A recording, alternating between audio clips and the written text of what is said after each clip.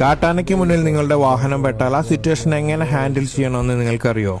മുന്നിൽ ആനയെ കണ്ടാൽ ആദ്യം തന്നെ ചെയ്യേണ്ടത് കാറ് കുറച്ച് സേഫ് ഡിസ്റ്റൻസിലാണോ എന്നുള്ളത് ഉറപ്പുവരുത്തലാണ്. എല്ലാവരും ചെയ്യുന്ന ഒരു മിസ്റ്റേക്ക് ഉണ്ടല്ലോ, കാർ ഓഫ് ചെയ്യുന്നതോ അല്ലെങ്കിൽ റേസ് ചെയ്യുന്നതോ. അതൊരിക്കലും ചെയ്യരുത്. രാത്രിയാണെങ്കിൽ ലൈറ്റ് ഓഫ് ചെയ്യാനോ ഡിം ഓർ ബ്രൈറ്റ് അടിക്കാനോ പാടില്ല. നിങ്ങൾ വരുമ്പോൾ ഉണ്ടായിരുന്ന സെയിം ലൈറ്റിൽ തന്നെ വെക്കുക. ആന വല്ലാതെ അടുത്താണെങ്കിൽ പതുക്കെ കാറ് ബാക്കിലോട്ടൊന്ന് ഇറക്കി നിർത്താൻ ശ്രമിക്കാട്ടോ. അത് വിചാരിച്ചു വല്ലാതെ സ്പീഡിൽ എടുക്കരുത്, ആന ചിലപ്പോൾ ഓടി വരും. കാറ് സേഫ് ഡിസ്റ്റൻസിലായി എന്ന് ഉറപ്പുവരുത്തിയിട്ട് ഇനി കുറച്ചു നേരം സൈലന്റായി കാത്തിരിക്കാം. ആനയ്ക്ക് മോക്ക് ചാർജിങ് എന്നൊരു പരിപാടിയുണ്ട്. ഓടി അടുത്തു വന്ന് തിരിച്ചു പോകും. നമ്മളെ ആക്രമിക്കാനൊന്നുമല്ല അങ്ങനെ ചെയ്യണത്, ഒന്ന് ഭയപ്പെടുത്തി പിന്തിരിപ്പിക്കാൻ മാത്രം. വിടർത്തി പിടിച്ചിട്ടുള്ള ആനയുടെ ചെവി നോക്കിയാൽ നമുക്കത് മനസ്സിലാക്കാം. നമ്മൾ കുറച്ച് സേഫ് ഡിസ്റ്റൻസിലാണ് ഉള്ളതെങ്കിൽ ആന പതുക്കെ മാറിപ്പോയിക്കോളും. ആകെ നമ്മൾ ചെയ്യേണ്ടത് പാനിക്കാവാതെ